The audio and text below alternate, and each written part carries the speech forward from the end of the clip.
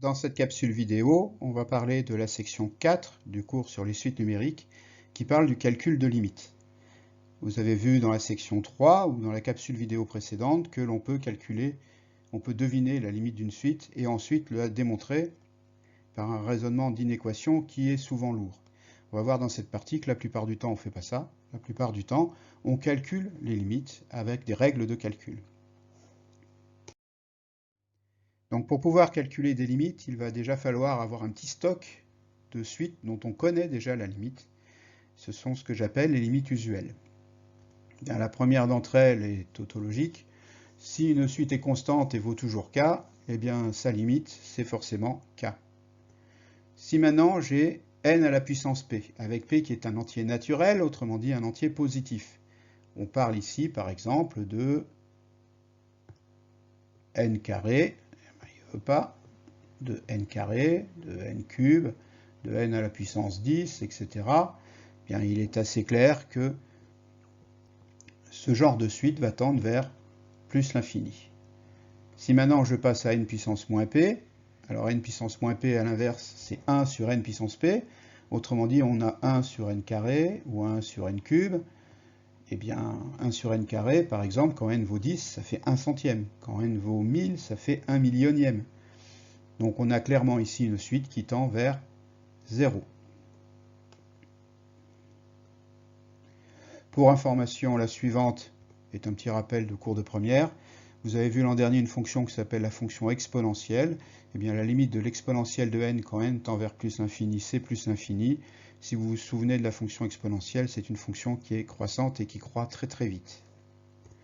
Racine de n est beaucoup moins rapide dans sa croissance, mais néanmoins, on peut finir par dépasser n'importe quelle valeur en calculant des racines carrées, donc elle tend elle aussi vers plus l'infini. Arrive le cas particulier de q à la puissance n, c'est-à-dire la raison d'une suite géométrique. Eh bien, si q est entre moins 1 et 1, par exemple si q vaut 0,5, eh bien q au carré vaudra 0,25, q à la puissance 3 vaudra 0,125, ainsi de suite. Quand on est dans ce cas de figure, on voit que q puissance n se rapproche progressivement de 0.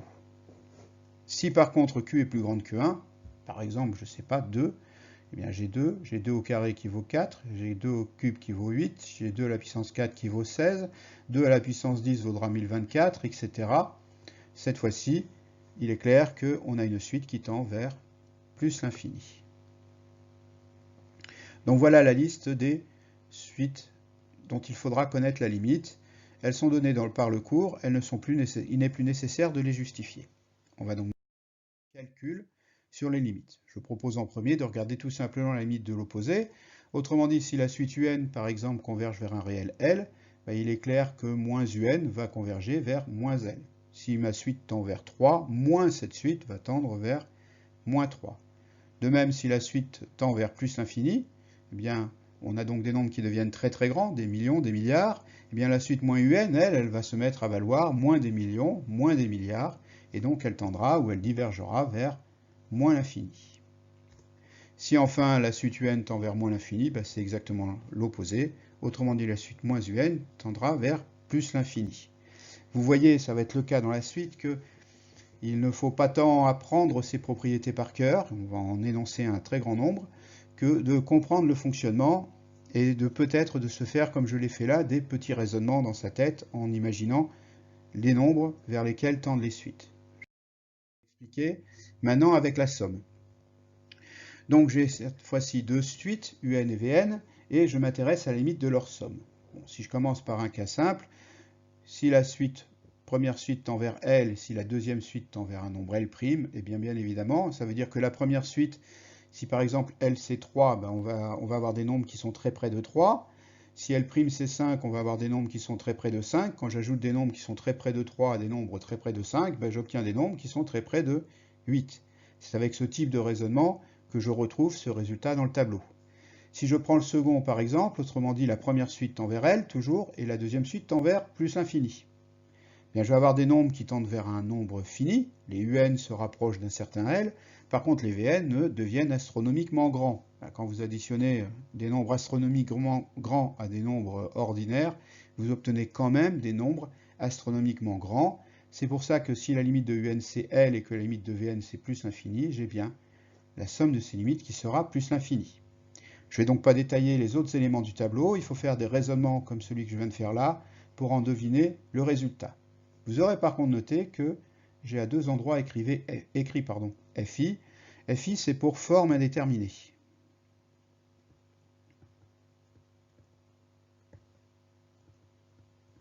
Qu'est-ce qu'on entend par forme indéterminée?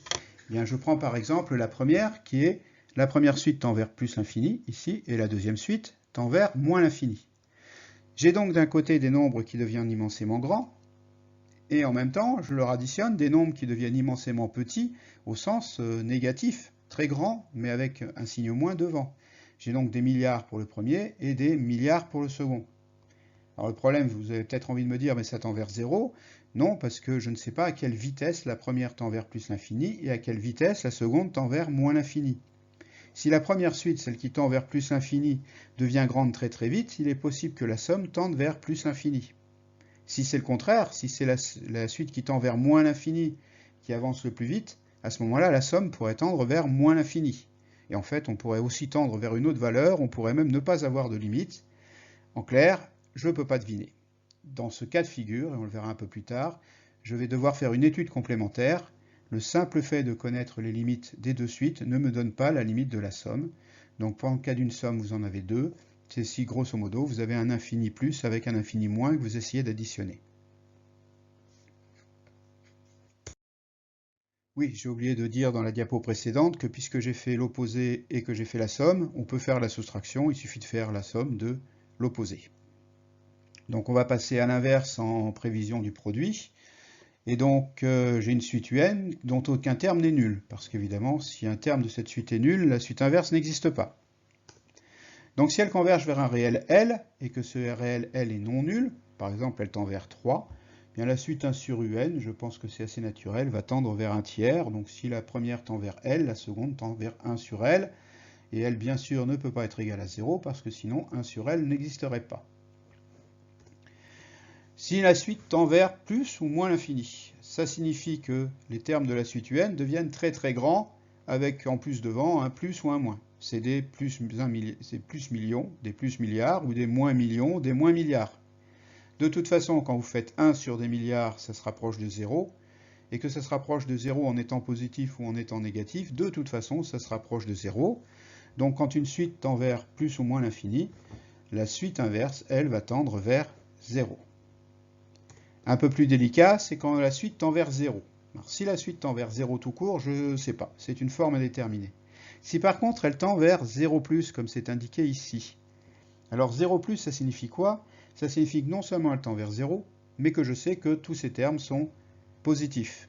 Bien à ce moment-là, j'ai par exemple des millièmes, des millionièmes, des milliardièmes pour les valeurs de la suite UN. À ce moment-là, l'inverse sera, l'inverse d'un millième, c'est un millier, pardon. L'inverse d'un millionième, c'est 1 million. L'inverse d'un milliardième, c'est 1 milliard. À ce moment-là, je sais que la suite 1 sur n tend vers plus l'infini. Mais encore une fois, parce que je n'ai pas de problème de signe.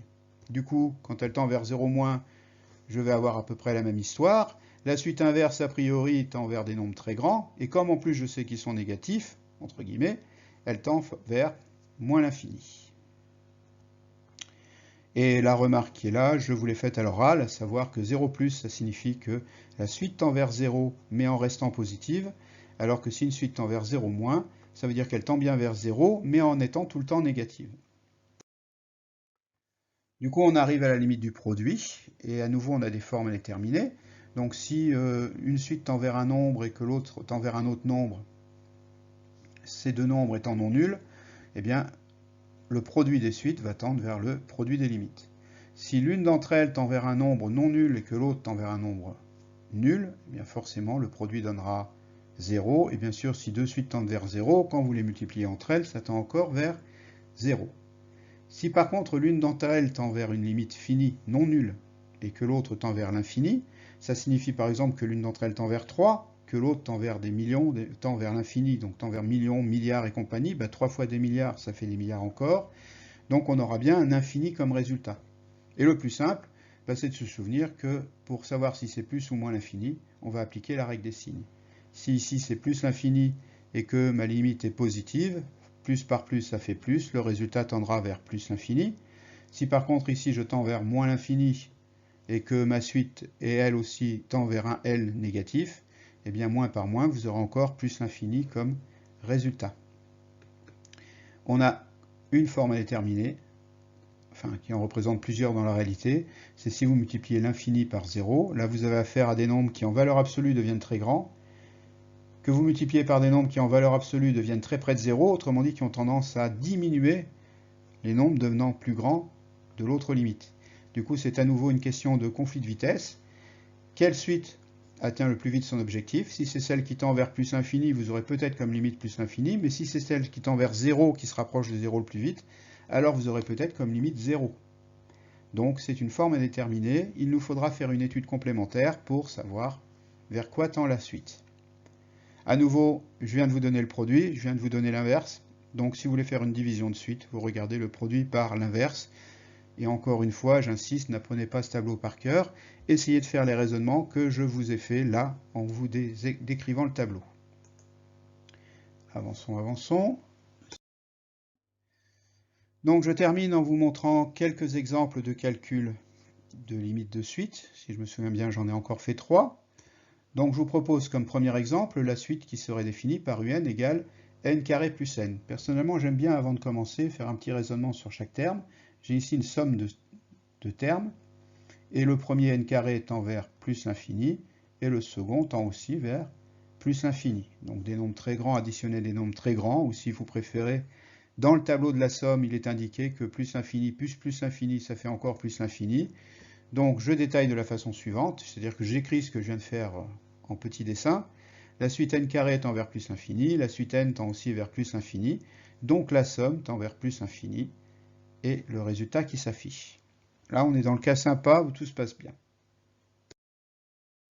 Dans l'exemple 2, je vous propose un premier cas moins sympa, la suite n carré moins n. Pourquoi moins sympa? Parce que le premier tend vers plus l'infini, et si j'inclus le moins dans la limite, le second tend vers moins l'infini. D'un côté, j'ai des nombres qui deviennent très grands, mais en même temps, je leur enlève des nombres qui deviennent très grands, ou je leur ajoute des nombres qui deviennent très petits. Il y a un conflit entre les deux, et je ne pourrais pas, juste en regardant ces limites, afficher le résultat, plus l'infini plus moins l'infini, c'est ce qu'on appelle à nouveau une forme indéterminée. Donc comment on lève l'indéterminé dans pareil cas? Eh bien, il y a une méthode qui marche à peu près tout le temps, du moins en terminale, qui consiste à mettre en facteur le terme de plus haut degré. Donc ici, à mettre en facteur n carré. Alors ça fait un peu bizarre parce qu'a priori, n carré n'est pas facteur commun. On le fait donc de la façon suivante. Bon, on s'interdit 0, mais c'est pas très grave. Je cherche une limite en plus l'infini, donc si ça marche pas pour 0, c'est pas très grave. Et je mets donc n carré en facteur comme je l'ai annoncé. Ça fait bien sûr n carré facteur de 1. Et ici, comme je n'avais que n, ça fait n carré, n sur n carré, pardon, et n sur n carré, ça fait bien le 1 sur n qui est affiché ici. Sous cette nouvelle forme, je n'ai plus de forme à déterminer. Pourquoi? Parce que j'ai maintenant un produit. Dans le premier facteur, c'est facile, il tend vers plus l'infini. Et si je regarde le deuxième facteur, il y a d'abord 1 sur n qui tend vers 0. Et puis j'ajoute 1, donc le deuxième facteur tend vers 1. J'ai donc une limite qui maintenant se calcule en faisant une fois plus l'infini. Ça, c'est pas du tout une forme à déterminer, ça donne plus l'infini. Donc le raisonnement peut être effacé. Le raisonnement écrit proprement peut être écrit ainsi. 1 sur n tend vers 0, donc 1 moins 1 sur n tend vers 1. N carré tend vers plus l'infini, donc par produit, si j'utilise les règles du produit, la suite tend vers plus l'infini. Troisième exemple classique de forme indéterminée à nouveau, si je vous propose la limite de la suite 2n plus 1 sur n plus 3. Est-ce qu'il y a problème? Bien oui. Le numérateur 2n plus 1 tend vers plus l'infini.